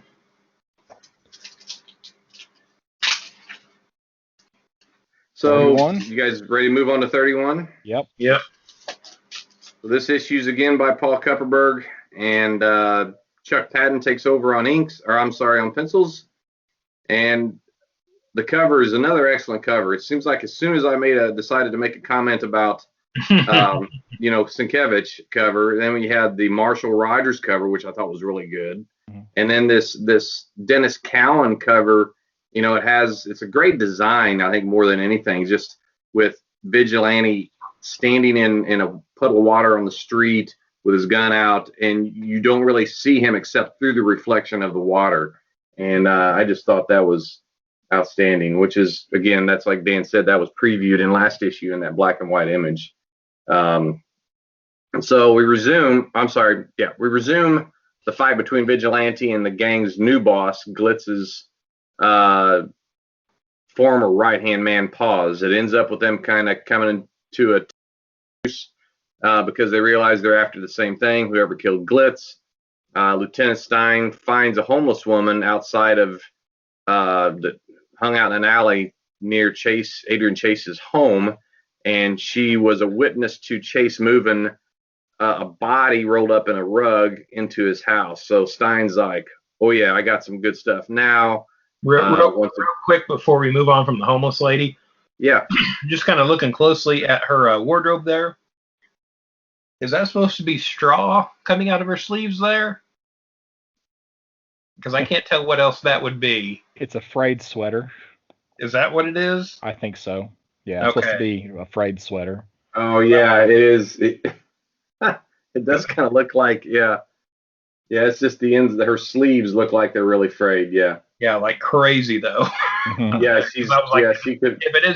If it's straw or some kind of stuffing in her outfit, why is it blue? Like the rest, she's very well color coordinated for being homeless. She's trying to stay warm out there, buddy. It's a tough world. But she is a pretty well-spoken woman. She got her stuff together, except for having to live in an alley. I don't know. So again, we have more self-pity from Chase and a phone conversation with Marcia that enrages him. A lot of temper issues with him. I mean, he's breaking everything from his bottles and his drinks, and he tears the phone off the wall, and it's just getting exhausting for me right now. Winston has a romantic interlude with a new character to the story, his police officer girlfriend, Anne Pasquale, and she'll become a little bit more prominent in the storyline. Seems like a pretty good character. Then we have more gang violence. This time is in Chinatown. Several pages of just like the caption said, the streets were running red with blood. Pasquale responded right after the little afternoon delight with Winston. She responds to the police call, and Winston has a bad feeling about it. And she goes out and gets in the middle of the Chinatown stuff. We have a quick interlude with Lieutenant Stein handing over his information on the Wells murder to a reporter who tentatively agrees to print a story if Stein can get a little bit more information, a little bit more evidence. And Vigilante, after his girlfriend takes off to respond to the police call, he also suits up and joins the gang violence. And in a dramatic turn of events, he's held at gunpoint by none other than his girlfriend in uniform, Officer Pasquale, and Lieutenant Stein, which was a pretty good last panel or two. I like that. But that's my summary of that story. You guys got some comments? Well, you mentioned that Haig that he didn't kill in the previous issue. Well, he's one of the shooters here at the in this issue. So the fact that he let him live actually, as you mentioned, kind of comes back to bite him a little bit. So yeah, when Haig shows up and they roll out of that car on the street, okay, I'm not a gun guy, but it looks like Haig has a lot of accoutrements on that gun there. It does. It's more than a silencer and a laser. I don't even know what all that is. No, it's It looked like some sort of mech tech, you just Guy Gardner warrior. We're getting close to Kirby here with that gun. I do like this. Oh, sorry. Go ahead. Going back to one of Chase's numerous breakdowns here, when he's in his office, I guess, and he's looking at the portrait of his dad. Did his dad die? I can't even remember now. He was in the book previously. Mm-hmm. Did he ever pass away? Because he's just looking at the portrait. It feels like he's dead. I don't think so, because he went and worked for him briefly for a while in one of the issues. Yeah, and they haven't shown him dying. Okay. So I don't think so. Because he just has a sort of foreboding painting kind of staring down at him in the office here. Again, maybe just take the painting down. Well, and they didn't really have a super positive relationship, so No. they changed that relationship for this story as well. Yeah. All right. Oh, man. So you ready for 32? Think so. Absolutely. All right. So this issue starts with the news report at the scene of these gang wars, with reports of the vigilante assisting police.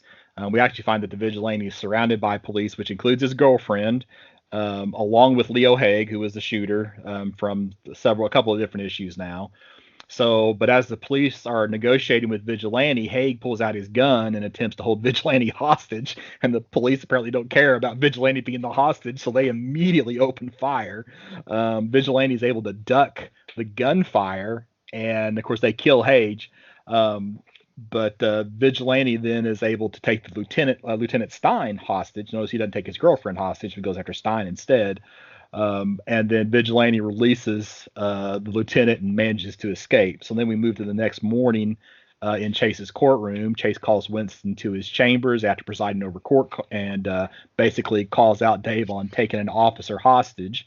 And this time their disagreement comes to a punch whenever Chase actually punches Dave. And he kind of, lets Dave know that, hey, I have the ability to heal and you don't have that. So that's going to hurt a lot longer than what it hurt me. So he's trying to give Dave reasons why he needs to give up on being vigilante. So Winston, basically protests that and says that he just wants to make the streets safe for other people. So then we move to the eastern tip of Long Island, where we have our mastermind, who apparently has an interest in bows. So, hey, it could be Green Arrow. No. But actually, whenever I saw this, my first thought was maybe it was Merlin. But anyway, so he's taking archery practice, which, I thought might be a clue, but I think later on we'll see that it's not. Then we got Marcia going back to Dr. Knopf, her psychiatrist, and explaining that she's going to have lunch with her boyfriend, who was the vigilante. We are reminded that as Marcia leaves, that Knopf has already figured out about Chase. He's just kind of wanting Marcia to say the name just to confirm it.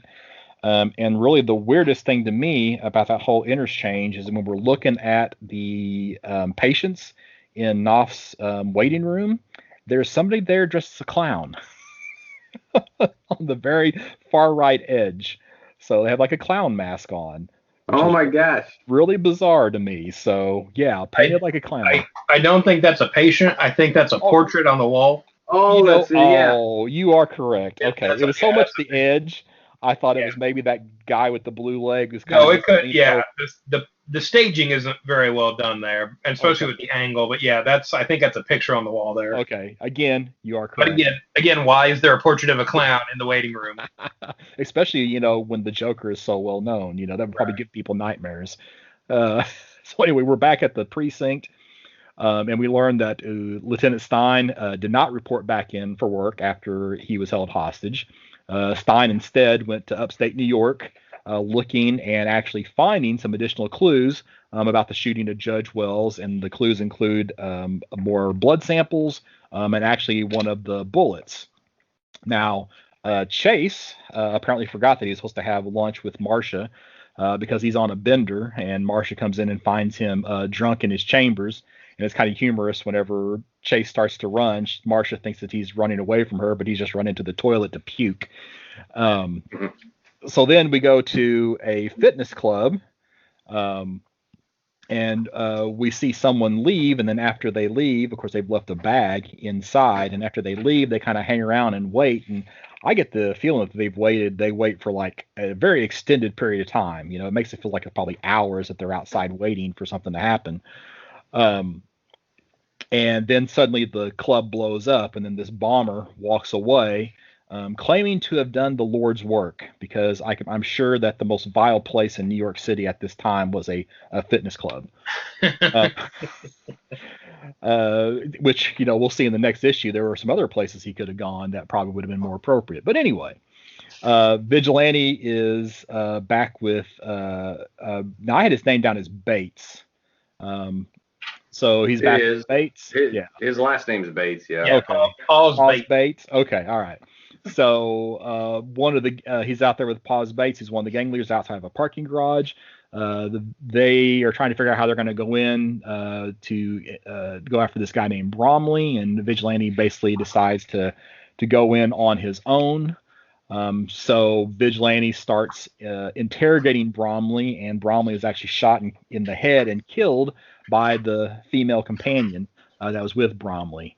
Vigilante gives chase, but she's able to escape, and then she calls in and reports to the mastermind. Here we just get a shot of him in the jacuzzi, and we do see that he is a fairly large fellow, so probably not Merlin, as I had speculated previously. So yeah, that didn't take long to disprove that theory. We move on to the mastermind.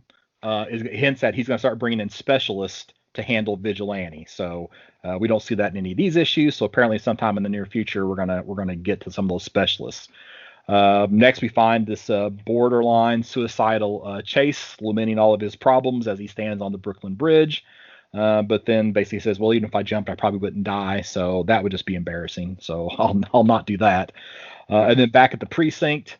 The captain is chewing out Stein because he's continued to work on the Vigilante case.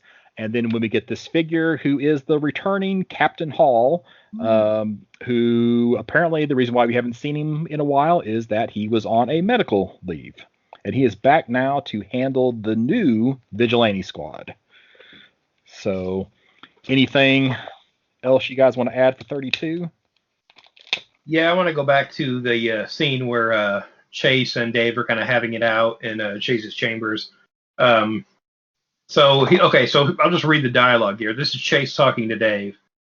You do it, and again, sort of talking about Dave's motivation. He's saying that he didn't have the clear-cut motivation or as intense as Chase's was, but he tells Dave, you do it because you think you're some sort of macho comic book hero. It's going to stop, Winston, even if I've got to beat it out of you. And that's when he punches Dave. Mm-hmm. So right there, he's saying it's like a macho power trip as he punches the guy. On a macho power trip. Yeah, I don't know how much more clear-cut Adrian's hypocrisy could be here. Mm-hmm. He definitely does not have the moral high ground in this argument. I do like how they're sort of portraying Dave with a different MO than Adrian or Wells. He does let guys go. He's working with Paws there for a while. Again, these are things that they wouldn't have done, I don't think. So it's kind of interesting. They're not just making him like a, carbon copy of the other characters. So hope, at least they're doing something a little more interesting with them.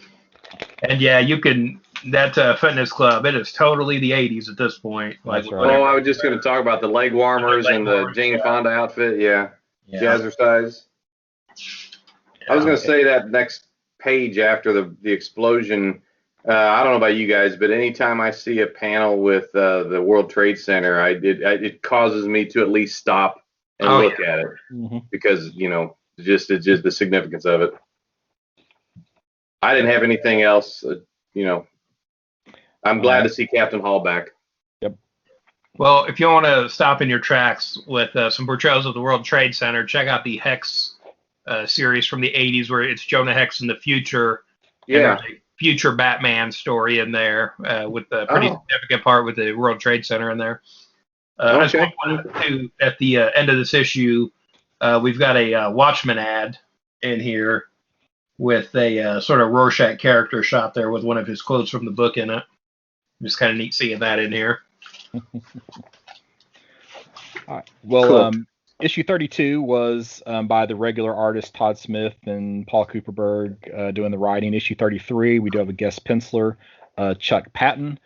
And not to make light of the events that occur in this book, but I didn't realize that Purple Man from Marvel Comics had a DC counterpart, Purple Woman. Yeah. The coloring on her is awful. Yeah, this is 80s limited color palette is what we got here. And with her last name being Ruiz, I assume she's supposed to be Hispanic. Yeah. So, but it is. I remember she Dan looks purple. Yeah, I remember Dan saying it's the same way in the digital. It looks like a mix of purple and brown. And I remember Dan talking about how that was what they landed on for almost all people of color, unless they were darker skinned than that. Yeah. Well, I read it.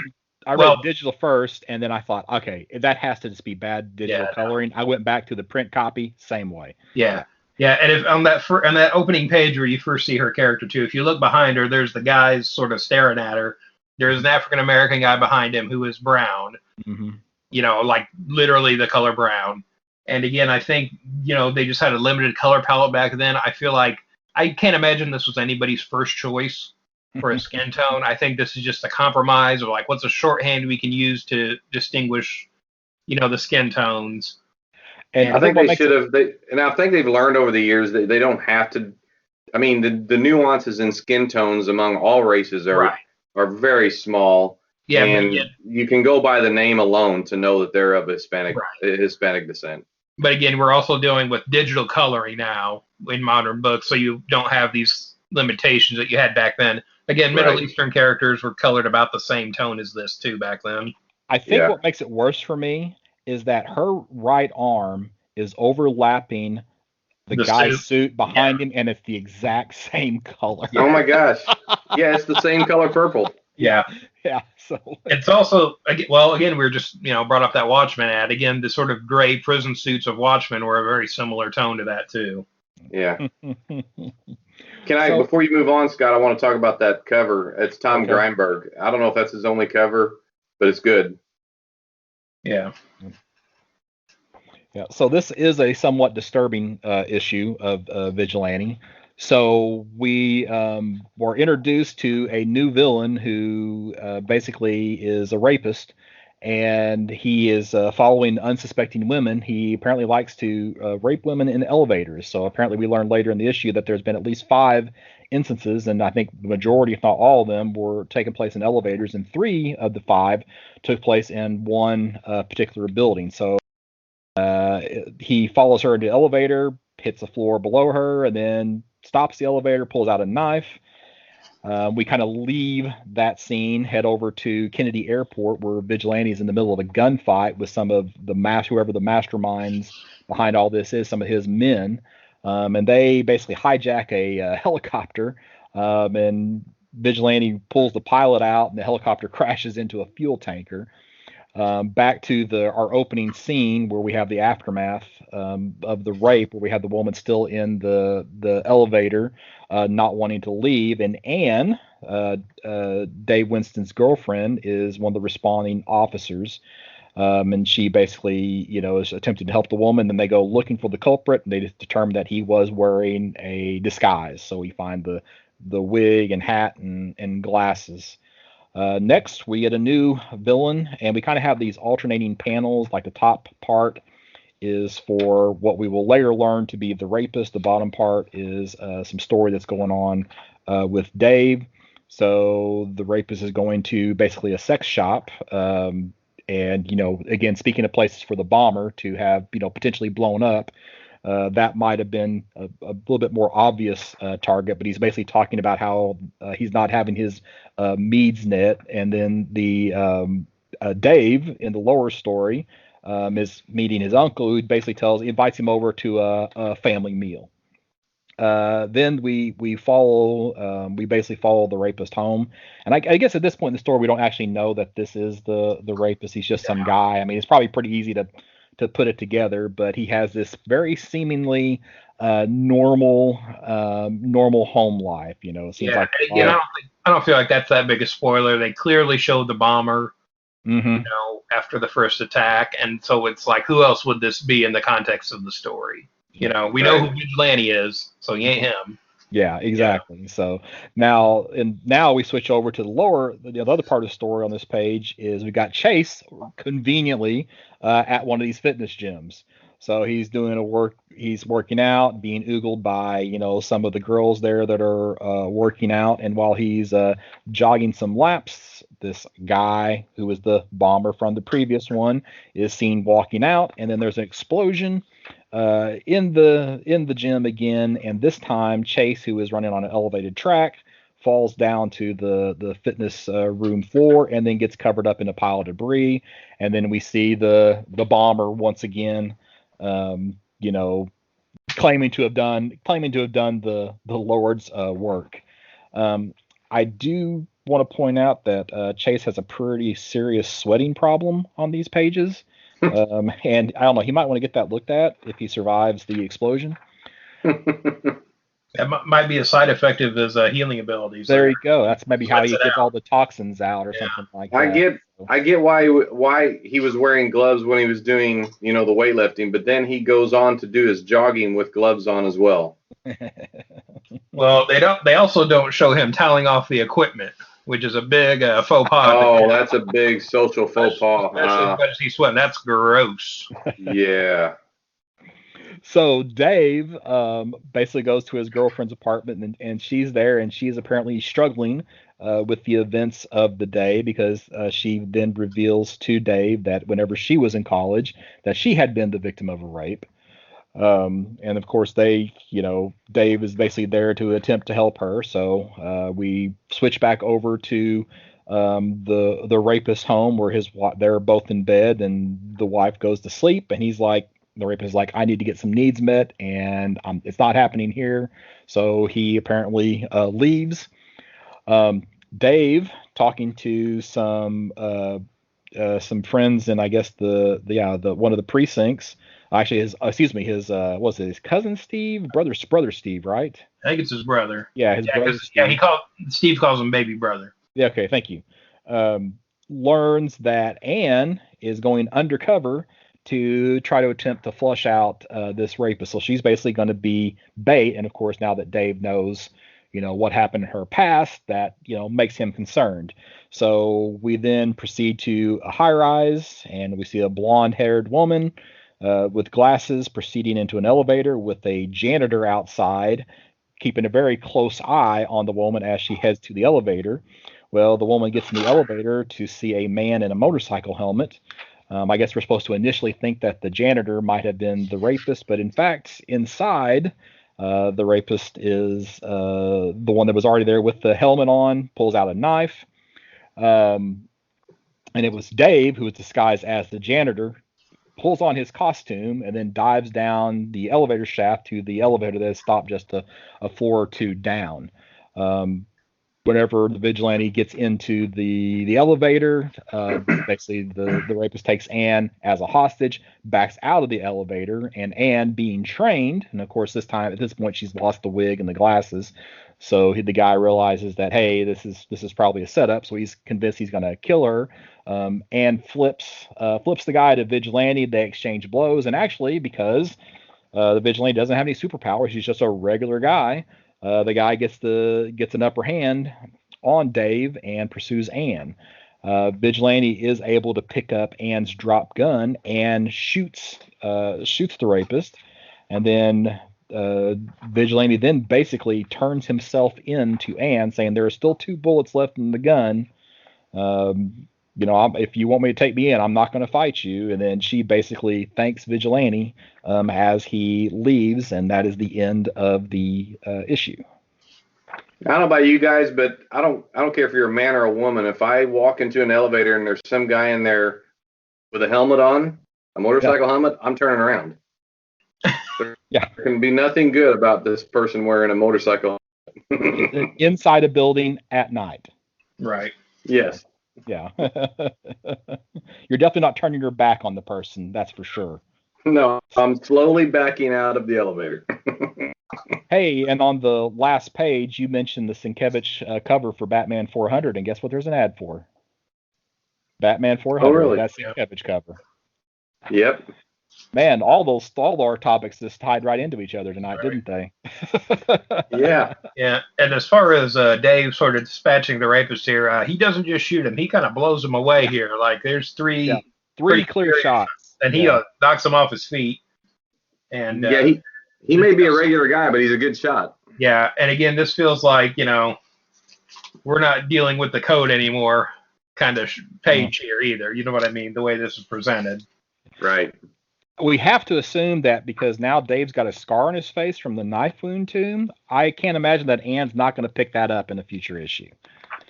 So I suspect that Anne's going to realize that Dave is the vigilante here fairly quickly, unless he just ignores her for the next several ishes. Well, he's kind of Right. talked his way out of previous injuries over these issues. Yeah, he's played a lot of basketball and got hurt. We didn't really get into that, but he's already starting to come up with explanations for his injuries.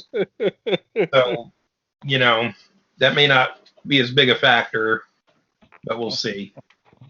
But overall, I'm still liking this story. I still much prefer Cooperberg's writing on this over Wolfman. Oh yeah. It's dramatically better, I think. And even with some of the repetitiveness, I feel like that's just kind of the way that they did comics at the time. I don't mind them being a little wordy. I feel like you get a little bit more out of it. Yeah. A little bit more of the. I think too, these were monthly books being published back then. Trades weren't what they are now.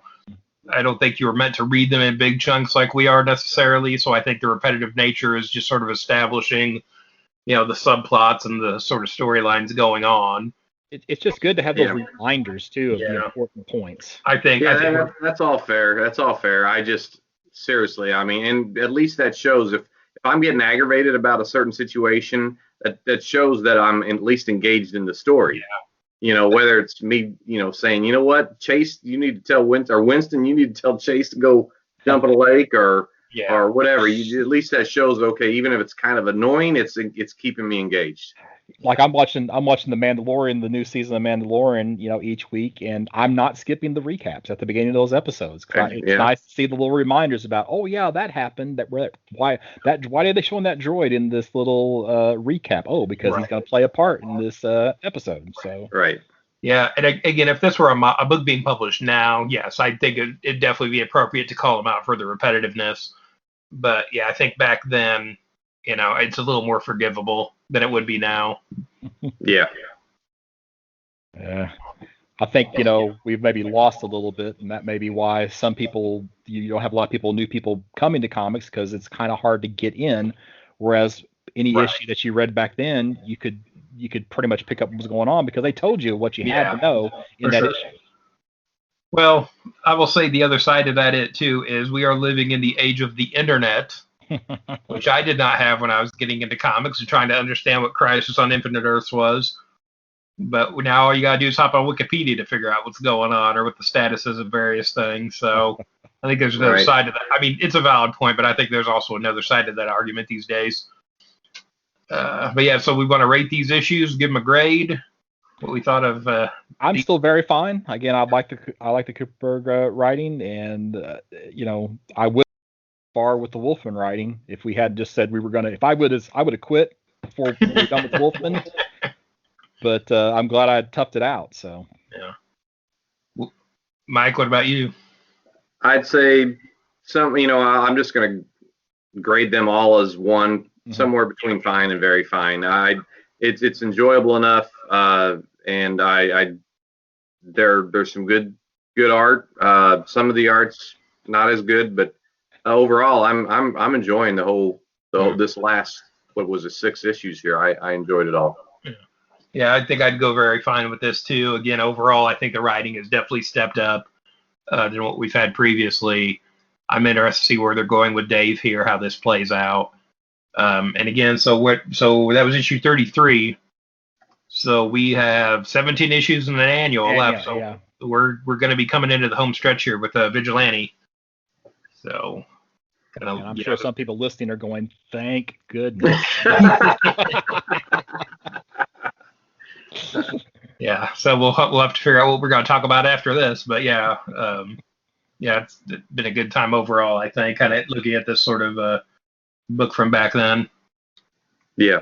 Anything else you want to bring up, or I'm good. not a lot I'm going good, on too. right now? Yeah. It covers it for me. You're right. So, Scott, where can everybody find you? Birdcomics.com, BURGcomics.com, and of course on Facebook and eBay and Instagram. Just search for Bird Comics. And Mike, some old friends want to contact you. Where can they find you? At this point in my life, they're all old. So, Mike Atchison 5 on Twitter. Okay, and this is Dan Brown, and you can find me online on Instagram, Twitter, and TeePublic at Detective651. And on most Saturdays, you can find me at 816 East Main Street, Suite B in Carbondale at Campus Comics. And we are open Tuesday through Saturday, 11 to 5. And we'll see you next time. Thanks.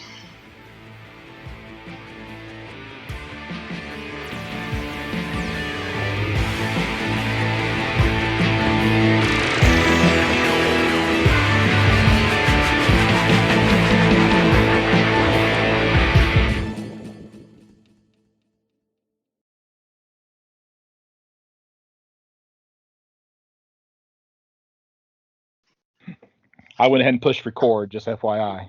All right. Yeah. We just were talking about how he wrote like Google says he wrote like over 6,000 letters. 3,000. Huh? 3,000. Well, 3, sorry. I'd believe either. As many books as I have with his name in them. And he died pretty young, I'm pretty sure. Let's see, heart attack. Let's see, 1994, born in 1956. So yeah, 40. Yeah. Less than 38. Mm. Guess let's see, he wrote his first letter when he was 21. I'm trying to think of some other ones. I remember you got to the point where you recognized the repeat writers, and obviously the companies did too, and that's they always printed their stuff. I want to say there was a Charles Brown too. Yeah, right. In one of these vigilantes we're going to talk about, there's a T.M. Maple letter followed up by a Charles Brown letter. Oh, there you go. Yeah. I haven't. Uncle Elvis, he was one. Yeah. I see a bunch. Neil Alquist, I think, was one. But I mean, it's weird how you think of these names or you recognize them as much as you do the creators and the characters. I don't. Yeah, I mean, I don't hunt down books with T.M. Maple letters in them, but no, I don't collect for that. But I just, as a kid, I read these comics over and over again, including the letter columns and the ads. So I almost never read the letter columns. So I think I always aspired to be a letter writer, and I just was always reading them, thinking, do I have the guts to do it? Should I do this? And I never did. I had a buddy who got published a couple of times. So I have one of the comics that he had a letter published in. I haven't been able to figure out what the other one was. So yeah, I'm in a couple. Oh, you are? Are you? Yeah. Oh. Do you know which ones? Mighty Mouse, the 90s run, I think number 5. It's the Crisis on Infinite Earths parody. Okay. Oh man, I gotta write this down. Hang on.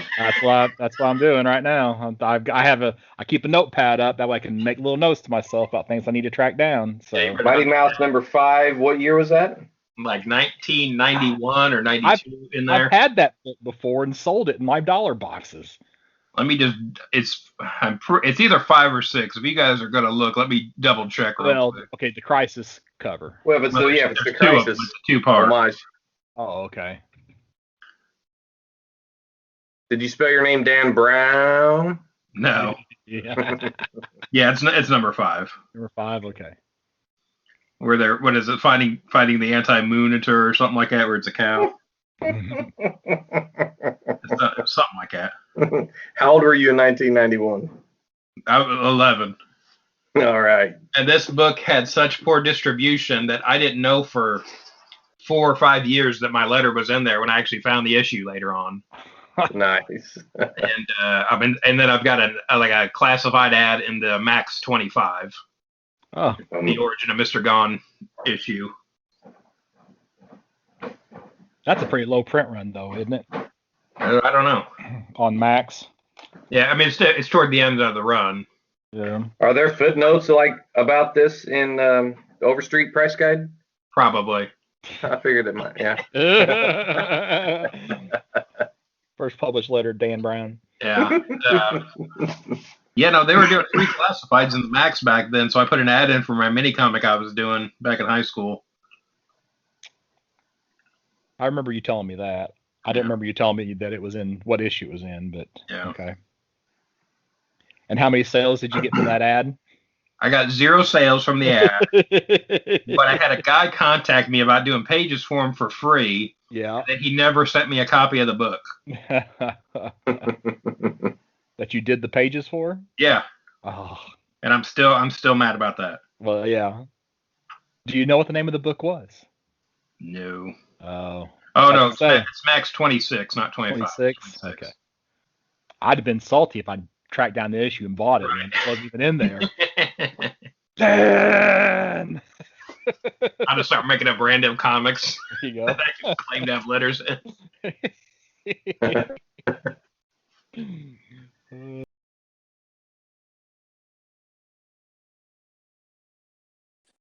I went ahead and pushed record, just FYI. Yeah, we just were talking about how he wrote like Google says he wrote like over 6,000 letters. 3,000. Huh? 3,000. Oh, 3, sorry. I believe either. There's many books I have with his name in them. And he died pretty young, I'm pretty sure.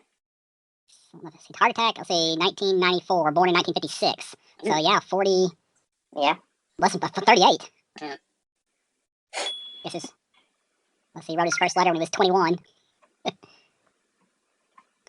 I'm trying to think of some other ones. I remember you got to the point where you recognized the repeat writers, and obviously the companies did too, and they always printed their stuff.